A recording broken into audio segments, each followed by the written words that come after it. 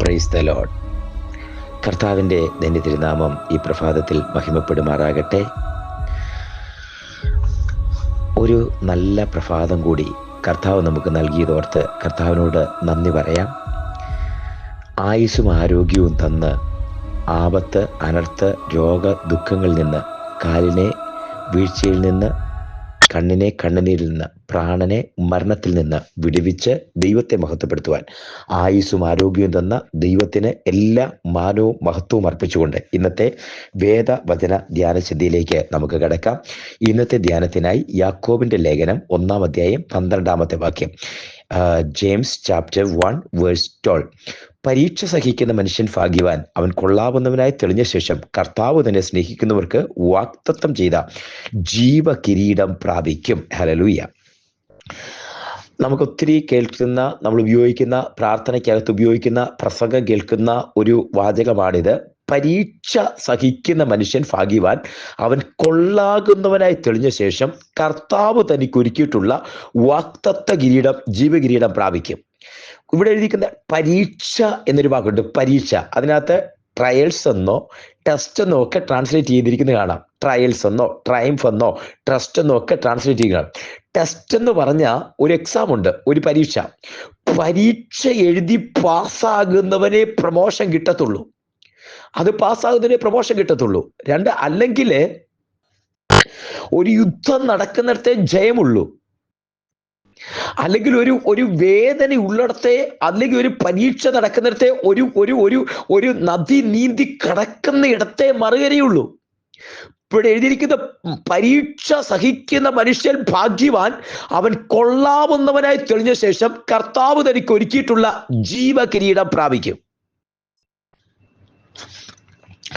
പരീക്ഷ സഹിക്കുന്ന മനുഷ്യൻ ഭാഗ്യവാൻ. ഹല്ലേലൂയ.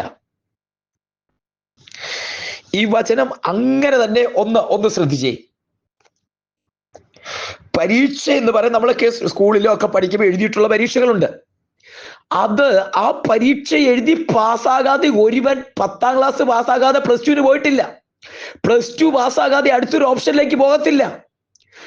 ഓരോ പരീക്ഷയ്ക്കും അതിന്റെ കട്ടിയുണ്ട്, അതിന് കാഠിന്യതയുണ്ട്. പരീക്ഷ എത്ര വലുതാണെന്ന് അറിയണമെങ്കിൽ നിനക്ക് കിട്ടുന്ന ആ സർട്ടിഫിക്കറ്റിന്റെ വാല്യൂ എത്രയാണ്, അതാണ് ഇരിക്കുന്നത്. 1-ാം ക്ലാസ്സിൽ പഠിക്കുമ്പോ തറ, പറ, പന എന്ന് ടീച്ചർ പറഞ്ഞതെന്ന് അത് എഴുതി വെച്ചവൻ 1-ാം ക്ലാസ്സിലെ സർട്ടിഫിക്കറ്റ് കിട്ടി 2-ാം ക്ലാസ്സിലേക്കാണ് പ്രൊമോഷൻ. പക്ഷെ ഏതെങ്കിലും ഒരാൾ MBBSന്റെ പരീക്ഷയ്ക്ക് അല്ലെങ്കിൽ എഞ്ചിനീയറിംഗിന്റെ പരീക്ഷയ്ക്ക് ഇതെഴുതി വെക്കാൻ പറ്റൂ? ഇല്ല. ആ പരീക്ഷ കഠിനമാണ്, കട്ടിയാണ്, വേദനയുള്ളതാണ്, ഉറക്കം മാറ്റിവെച്ച് പഠിക്കുന്നതാണ്. പക്ഷേ ആ പരീക്ഷ എഴുതി പാസ്സാകുന്ന ഒരുത്തന് കിട്ടുന്ന സർട്ടിഫിക്കറ്റ് MBBS സർട്ടിഫിക്കറ്റാ. ഇന്ന് ഈ വചനം കേട്ടുകൊണ്ടിരിക്കുമ്പോ നിന്റെ പരീക്ഷയുടെ കാഠിന്യത, നിന്റെ കണ്ണിൽ നിന്ന് വീഴുന്ന കണ്ണുനീരിന്റെ ആ വേദനയുടെ, ഹൃദയവേദനയുടെ കാഠിന്യത എത്ര വലുതാണെന്ന് കുഞ്ഞെ നിനക്ക് കിട്ടാൻ പോകുന്ന കിരീടത്തിൽ നിന്ന് അറിയുന്നത് നീ പാസ്സാകുന്ന ടെസ്റ്റ്.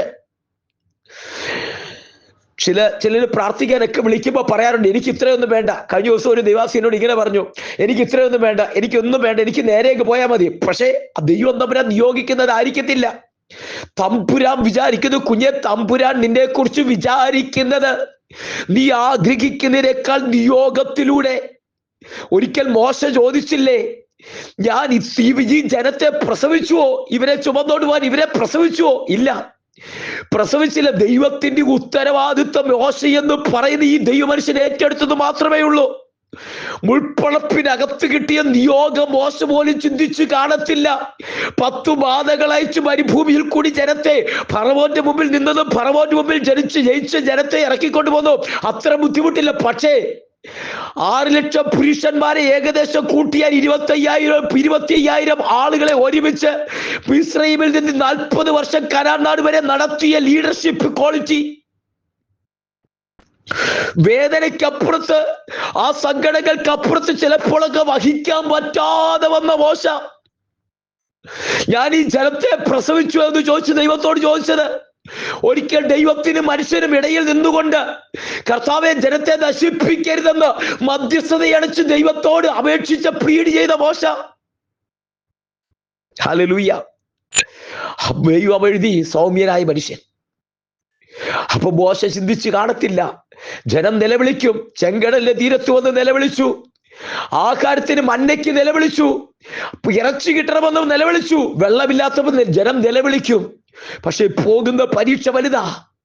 പോകുന്ന ദൈവകുഞ്ഞെ, നിന്റെ നിയോഗം അനുസരിച്ച നിന്റെ പരീക്ഷ എന്ന് മറന്നു പോകരുത്. ഒരു അര കിലോ അല്ല, ഒരു 250 ഗ്രാം ഇരുമ്പെടുത്താല്, ഒരു 1/2 കിലോഗ്രാം ഇരുമ്പെടുത്താൽ ആ ഇരുമ്പിനെ തല്ലി നൂർത്ത് വളച്ചൊടിച്ചൊരു വാക്കത്തിയാക്കും, അല്ലെങ്കിൽ ഒരു കത്തിയാക്കും, നല്ലൊരു കത്തിയാക്കി, മൂർച്ചയുള്ള കത്തിയാക്കും. അതിന്റെ വില ഒരു ബ്ലാക്ക് സ്മിത്ത് പറയും 250 രൂപ. 250 രൂപ വിലയുള്ള ഒരു വാക്കത്തിയാക്കി, ഒരു വെട്ടുകത്തിയാക്കി, ഒരു കത്തിയാക്കി മാറ്റും. അതത്രേ ഉള്ളൂ. പക്ഷേ ആ ഇരുമ്പ് തന്നെ ഒന്നുകൂടെ പോളിഷ് ചെയ്ത് അതൊന്നുകൂടി ഉലയിലിട്ട് ചുട്ടുപഴിപ്പിച്ച് അത് വേറെ പ്രോസസ്സിൽ കൂടി കടന്നുപോയിട്ട് അതൊരു കാറിന്റെ എഞ്ചിനായിട്ട് മാറിയാൽ അതിന്റെ വില മാറും. അതിന്റെ വില കാറിന്റെ എഞ്ചിന്റെ പാർട്ടാക്കിയാൽ അതിന്റെ വില മാറും. അത് കുറെ പ്രാവശ്യം ചക്രത്തിൽ കൂടെ കറങ്ങിയിട്ടുണ്ടാകും, വെള്ളത്തിൽ കൂടെ പോയിട്ടുണ്ടാകും, ഇരുമ്പിൽ കൂടെ ചൂടിൽ കൂടെ പോയിട്ടുണ്ടാകും. അതിന്റെ വില മാറും. അതിന്റെ വില 2500 ആകും. അതിന്റെ വില നിൽക്കുന്ന നിപ്പിൽ അതിന്റെ വില 2500 രൂപയാകും. ഇനി ആ പാർട്സ് ഇച്ചിരൂടെ പോയിട്ട് വീണ്ടും അത് പ്രോസസ്സിൽ കൂടി കടന്നുപോയി, അത് ഇച്ചിരൂടെ വില കൂടിയ പ്രോസസ്, ഇച്ചിരൂടെ മോൾഡിനകത്തൂടെ കടന്നുപോയി, അച്ചിനകത്തൂടെ കടന്നുപോയിട്ട് ഇരുമ്പിനെ ഒന്നുകൂടെ പോളിഷ് ചെയ്ത് അത് ഒരു പെൻഡുലമാക്കി മാറ്റിയാൽ അതിന്റെ വില പിന്നെ മാറും. അതിന്റെ വില 2 ലക്ഷം രൂപയായിട്ട് മാറും. വാച്ചിനകത്തെ നല്ല അതിന്റെ പുറത്ത് കോട്ട് ചെയ്ത് വാച്ചിനകത്തെ നല്ല പെൻഡുലകളാക്കി മാറ്റിയാൽ, അല്ലെ വിലയേറിയ വാച്ചിനകത്തോ കോട്സിനകത്തോ ഉപയോഗിക്കുന്ന ഏറ്റവും വിലയേറിയ സാധനങ്ങളാക്കിയാൽ അതിന്റെ വില പിന്നെയും മാറും. ഇനി ഒന്നുകൂടെ പറയട്ടെ, ഇനി ആ സെയിം ഇരുമ്പ് തന്നെ ഒന്നുകൂടെ വിവിധ പ്രോസസ്സുകൾ കൂടി ചൂടിനകത്ത് പോയി തണുപ്പിച്ച് വെള്ളത്തിനകത്തെടുത്ത് വീണ്ടും ചൂടിനകത്ത് പോയി വീണ്ടും തണുപ്പിച്ച് അങ്ങനെ ചൂടിനകത്ത് വീണ്ടും പോയിട്ട്